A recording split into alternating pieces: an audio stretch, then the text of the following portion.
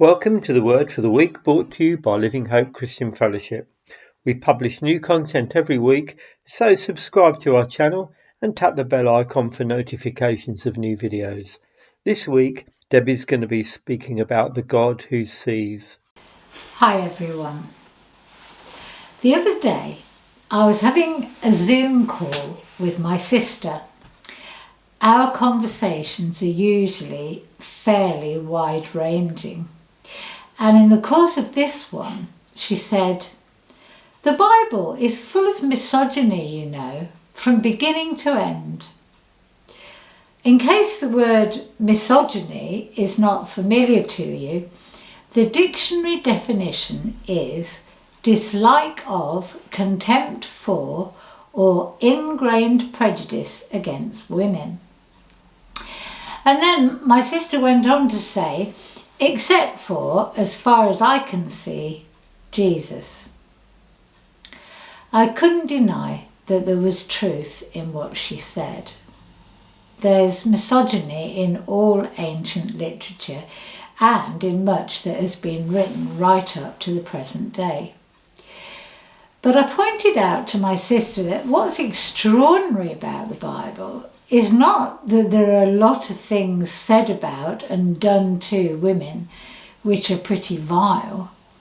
Those things were a natural product of the attitudes and social structures of the times and of the sinfulness of mankind.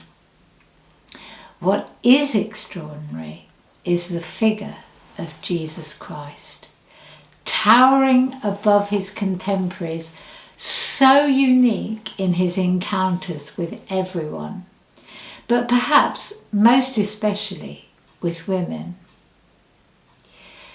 We live in a world where even today, in many places, women are oppressed, suppressed, vilified, abused, blamed and shamed.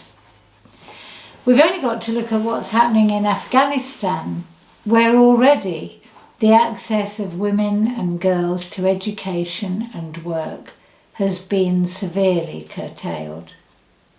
And there are many other countries in the world where opportunities and freedoms for women are limited, and where women are vulnerable to violent crime and injustice.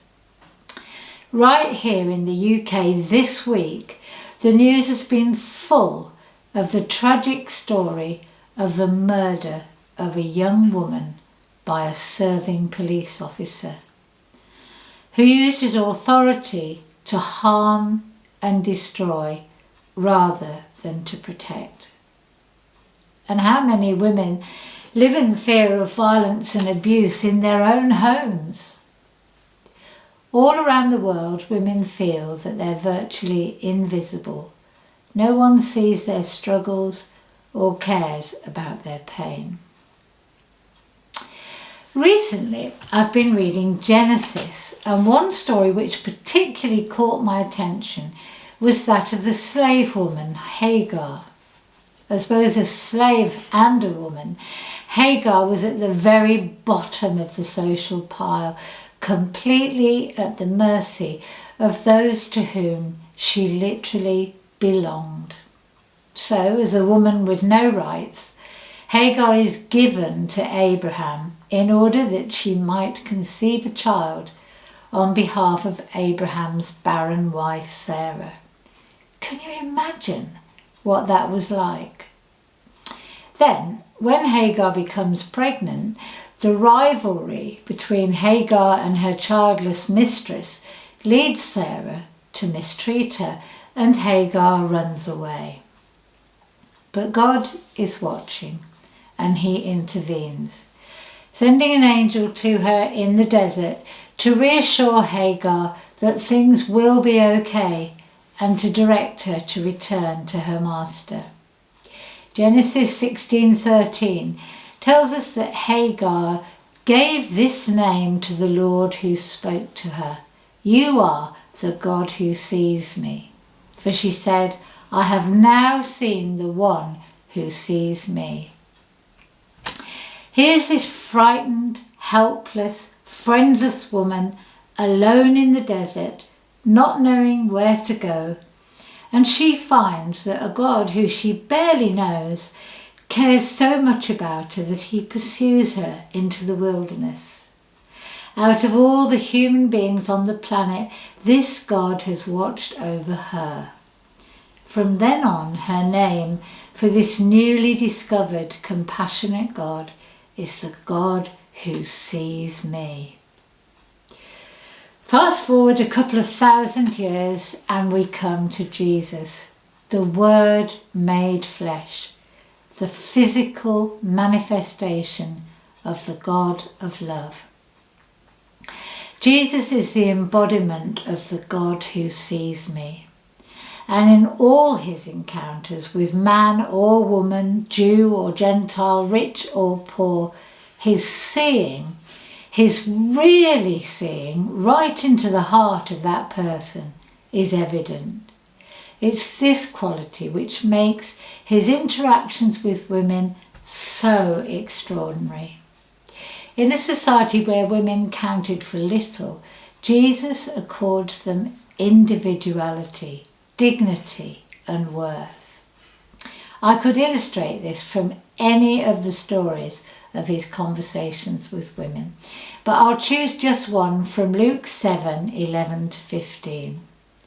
Soon afterward, Jesus went to a town called Nain, and his disciples and a large crowd went along with him.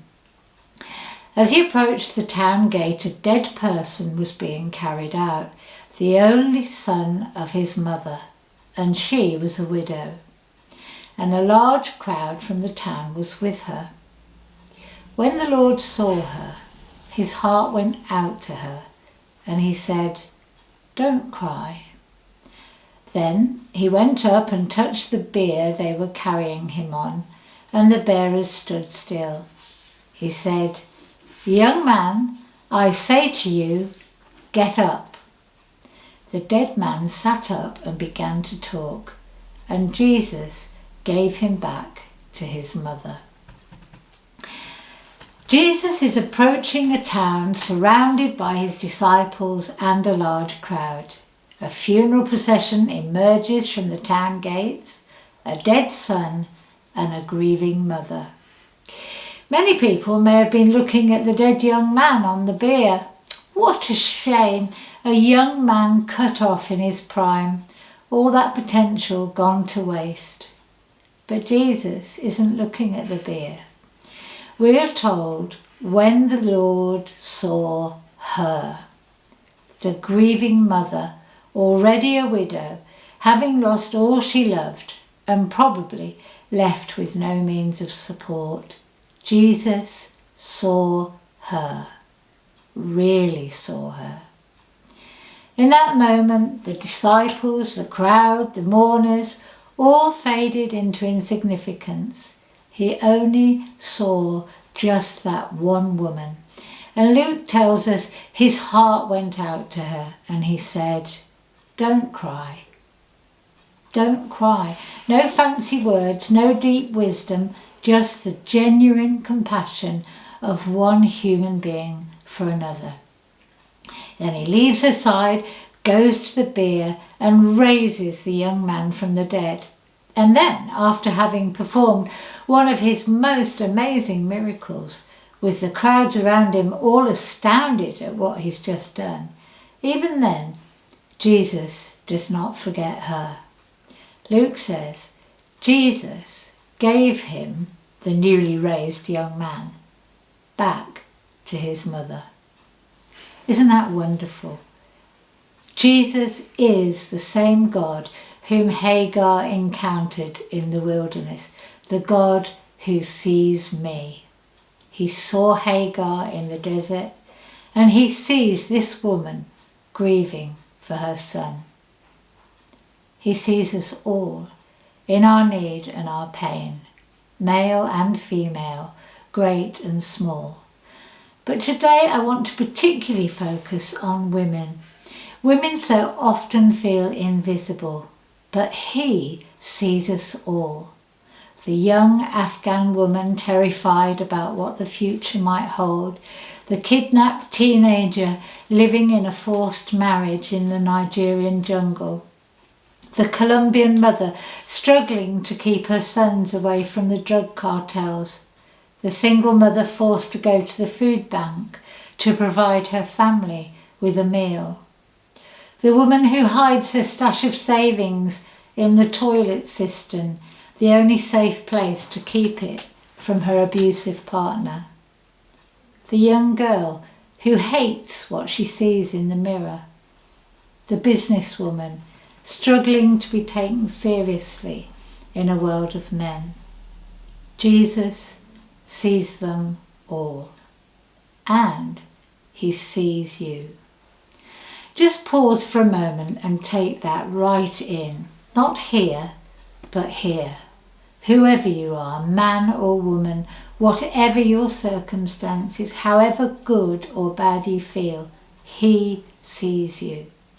And he sees you with the eyes of compassion. He sees who you really are, and he wants to meet your deepest needs.